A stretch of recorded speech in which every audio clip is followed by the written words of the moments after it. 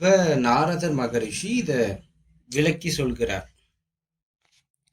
சாயா கிரகங்களாக இருக்கக்கூடிய ராகு கேதுக்கள் எப்படி சூரிய பகவான விழுங்குகிறார்.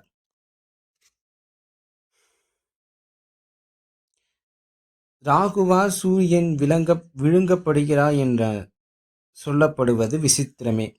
ஒளிப்பிழம்பாக மிகுந்த உஷ்ணம் நிறைந்த கிரகணத்தோடு பிரகாசிக்கும் சூரியன் அருகில் நெருங்குவதே கடினம்.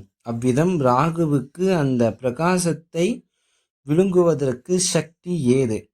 சூரியனுடைய தேஜஸிடம் இருந்து பிரகாசிக்கும் கிரகணங்கள் மறைக்கின்றன. ராகுவால் மீட்கப்பட்டு சூரியனுக்கு அதன் காரணமாக எந்த குறையும் ஏற்படுவதில்லை. ராகுவால் விடப்பட்டதும் முற்றிலும் மிகுந்த பிரகாசத்துடன் அவர் பிரகாசிக்கின்றார். எல்லா பூதங்களும் சாப்பிடுவதற்காகவே உணவு பிரமன் சந்திரனை படைத்தார். சூரியன் சந்திரன் அமிர்தத்தால் வளர்கின்றன. சந்திரனுடைய தேஜஸ் அமிர்தத்தை எல்லா தேவர்களுக்கும் ஜலமயமாக அளிக்கின்றார். ராகுவுக்கு பிரமர் ஒரு பாகம் சிருஷ்டி செய்கிறார். பித்ருக்கள் ஸ்வதாமயமாக அருந்துகின்றன. அதனை பருகவோ அவர் பருவத்திலோ வருகின்றன. அவர் பூமியினுடைய இருட்டு மயமான சாயலை மறைக்கிறார்.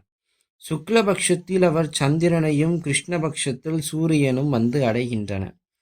அவரால் பிடிக்கப்பட்ட சந்திரனும் அவரால் மீட்கப்படும் பொழுது எந்த குறைபாடும் இல்லாமல் முற்றிலும் அதிக பிரகாசத்தோடு ஜொலிக்கிறார். நிர்மலமான சந்திர மண்டலத்தை உடையதாகவும் விளங்குகிறது. பசு தன் மடியிலிருந்து பாலை கறந்ததும் எவ்வாறு சுரக்கின்றதோ அவ்வாறு சந்திரன் அமிர்தக்கலையை பொழிகிறார். தாயாருடைய பாலை சாப்பிட்டு குழந்தைகள் திருப்தி அடைவது போல அந்த அமிர்தத்தை தேவர்களையும் பறிந்து ஆனந்தமடைகின்றன. ராகுவோடு சேர்க்கையானது முழுவடையும் பொழுது பாதியாகவும் 1/3 பகுதியாகவும் 1/4 பங்கோ அதனை விட குறைந்த அளவு உள்ளதாக இருக்கக்கூடும். சரி, இப்போ இதில் என்ன சொல்றாங்கன்னா, எப்ப சூரியன் சந்திரனை பிடிக்கிறாங்க அப்படிங்கிறது தான் கேள்வி. இப்ப முழுவதாக இப்ப சூரிய சந்திரனுக்கு ஆதாரமாக கொண்டது அமிர்த